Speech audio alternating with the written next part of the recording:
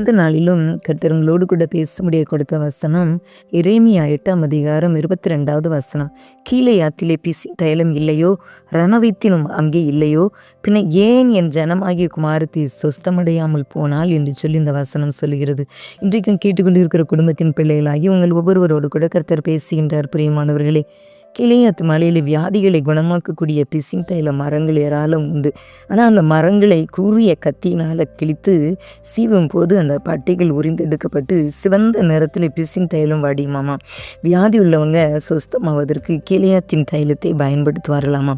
பாருங்க, அதே போல தான் இயேசு கிறிஸ்துவங்களோட சவுக்கு அடியினால் இயேசுவானுடைய சரீரம் கிழிந்தது. பிரியமானவர்களே, அவரது உடலின் பல்வேறு பாகங்களில் இருந்து வழிந்து வரும் இரத்தம் கீலேயாத்தின் பிசின் தைலம் போல நாம் ஒவ்வொருவருடைய வியாதிகளையும் நோய்களையும் குணமாக்க வல்லமை உள்ளதாக இருக்கிறது. பிரியமானவர்களே, அதற்காகவே அவர் தம்முடைய சரீரம் முழுவதும் தளம்பு. கேட்டுக்கொண்டு இருக்கிற குடும்பத்தின் பிள்ளைகள், ஒருவேளை உங்கள் வாழ்க்கையில் எந்த பலவீனமாக இருந்தாலும் எந்த நோயாக இருந்தாலும் கவலைப்படாதீங்க.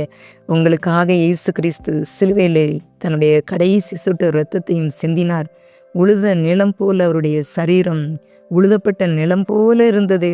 நொறுக்கப்பட்டு பிக்கப்பட்டு அடிக்கப்பட்டு சிதைக்கப்பட்டு கிழிந்தது. பிரியமானவர்களே, அந்த சரீரத்தில் இருந்து வழிந்தோடுகின்ற ஒவ்வொரு சொட்டு இரத்தம் உங்கள் பாவங்களை மன்னிக்கக்கூடியதாக இருக்கிறது. உங்கள் நோய்களை குணமாக்கக்கூடியதாக இருக்கிறது. பிரியமானவர்களே, யார் யாரெல்லாம் விசுவாசத்தோடு நீங்கள் ஏற்றுக்கொள்கிறீங்களோ, யார் யாரெல்லாம் விசுவாசத்தோடு இயேசுவின் இரத்தம் என் பாவங்களை மன்னிக்கும், இயேசு கிறிஸ்துவின் இரத்தம் என் வியாதியை சுகப்படுத்தும் என்று சொல்லி நீங்கள் விசுவாசிக்கும் பொழுது அவருடைய தழும்புள்ள கரம் உங்களை சுகப்படுத்தும், அவருடைய கரம் உங்களை தொட்டு சுகப்படுத்தும் என்று சொல்லி நீங்கள் விசுவாசிக்கும் பொழுது கர்த்தர் உங்களுக்கு அற்புதங்களை செய்வார். கடுகு விதை அளவு விசுவாசம் இருந்தால் அற்புதம் நடக்குமே. பிரியமானவர்களே, அப்படியானால் நீங்களும் கூட இன்றைக்கு ஒருவேளை எந்த பலவீனமோ பிசாசின் போராட்டமோ எந்த சூழ்நிலையில் நீங்கள் பாதிக்கப்பட்டு இருந்தாலும் அந்த கீலேயாத்தின் பிசின் தைலமாகிய இயேசுவின் இரத்தம் உங்களுக்கு விடுதலையும் நிம்மதியும் கொடுத்து உங்களை வாழச் செய்யும். பிரியமானவர்களே, உங்களை வாழ்ந்திருக்க பண்ணுவார் இயேசு கிறிஸ்து. அதனால்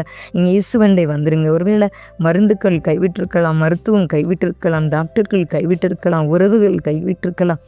ஆனால் எல்லாம் கைவிட்ட நிலையிலும் கூட இயேசு உங்களை கைவிடாதபடி உங்களை நடத்துகிறவர் உங்களை ஒருவர் இருக்கிறார், உங்களை பாதுகாக்கிறவர் ஒருவர் இருக்கிறார். அதனால் கவலைப்படாதீங்க. கர்த்தரண்டை வாங்க.